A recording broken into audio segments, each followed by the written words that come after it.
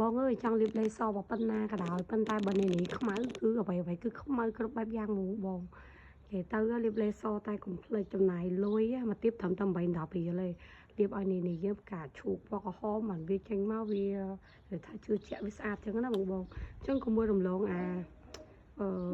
របស់សំខាន់មួយនេះបងហើយខ្ញុំសូមបញ្ជាក់បន្តិចអានេះគឺលាបទៅអត់មានកាហាបមានផ្សារហើយគឺលាបទៅគឺលាបជាគ្រីមព្យាបាលគឺ